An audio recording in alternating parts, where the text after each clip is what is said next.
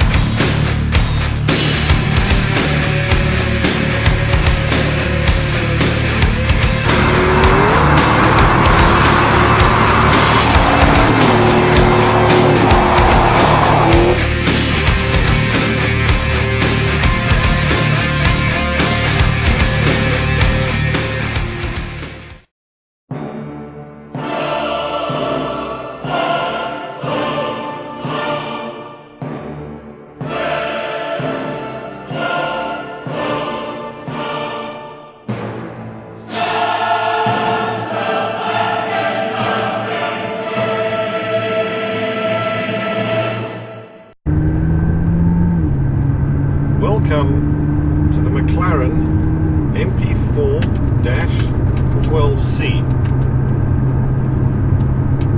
the first original all McLaren supercar that McLaren have ever produced. It's their engine, their body, their everything for that matter. This car is a technological hammer blow. It has no chassis. Instead, a very special carbon fiber tub to which forward and rear facing struts are mounted to connect the engine and various other bits and pieces, including the body. This car is a proper supercar. It's a purpose-built race machine. Now, other reviewers that I've seen have said that this car is clinical. I don't agree. It's not clinical. It's precise. It's a very precise car. But it's not clinical. Clinical implies dull. It implies boring. And this car is anything but. This thing has a 3.8 litre twin turbocharged V8 engine, which produces 440 kilowatts. It is by far the most powerful car I've ever driven. Well, not by far, but significantly by enough.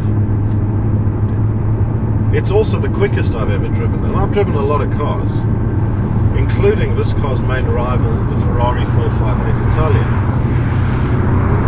Now, the Ferrari possesses a sense of drama about it. There's an opera following you when you drive that car. This car doesn't have it. In the Ferrari, voluptuous, beautiful women will blow you kisses. Not in this. However, if it is a purpose-built supercar, a pure, thoroughbred supercar that you're looking for, look no further, because that's what you're getting here. Not that there's anything wrong with a Ferrari. This is just a little bit more precise. It's just a little bit better. It's quicker. It's a lot quicker. 0 to 100 in this car is achieved in 3.1 seconds. And that's on the reef because of the turbo system. Top speed's 330 odd, which is sufficient, and admittedly entering that 458 territory too. But again, it's a crazy speed. You're not going to want for more. So the couple k/h difference that you might have between the two is negligible. This car is fantastic. It represents everything that a supercar should be about. It has just so much going for it. And in fact, maybe that's what's wrong with it. You see, because I view cars as like I would an individual.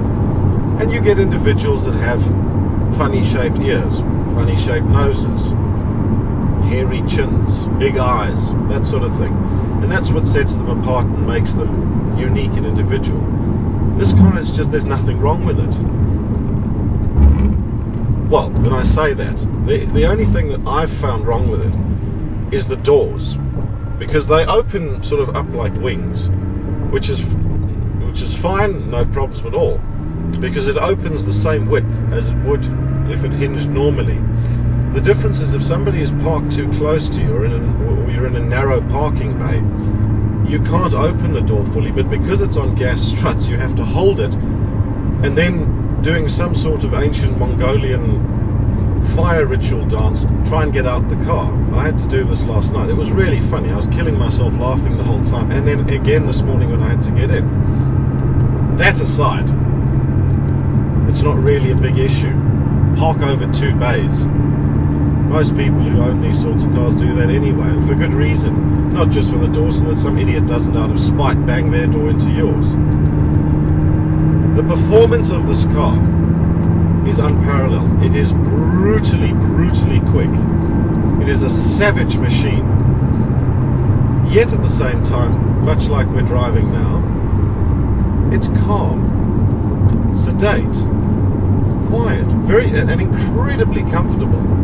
You can comfortably drive this car around every day of the week. And on the weekend, head off to a racetrack and put in a phenomenal time as well. It utilizes technology that has never been seen before in a supercar, especially in a supercar in this type of price bracket. And we're talking between 3.5 and 4 million rand. It has an air brake. That alone should tell you something. The steering is assisted by the brakes. Again, very clever. And comes from a sort of racing heritage. It has special controls to control your driver settings, the driver programs. You have normal, sport, and track. And on each, you can set the car, either its handling or its drivetrain, the performance. The way I've been driving it mostly is handling on sport and drivetrain on track. Gives you that sharp throttle response, but the suspension's not ridiculously hard because I'm not on a track. I don't need it to be that hard. I'm on public roads. Well, I'm on public roads. At the moment we're on our special test road, which fortunately has no speed limits. Well, not at the moment. We're on the unrestricted part now. If you push the button called active, everything becomes alive and sharpens up, and when you put foot, it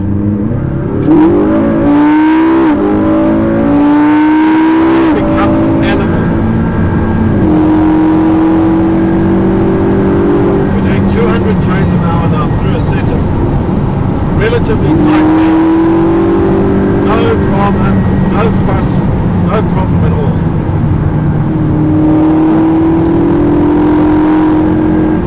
Fantastic car to drive. It's so razor sharp. You have a direct feel with the road. And when you want to drive it normally, you push the active button again, and it becomes a normal car. I think this car is fantastic. I really do. There's nothing wrong with it. Everything about it is good. And that's quite scary, because up until now, I really, really loved the 458 Italia.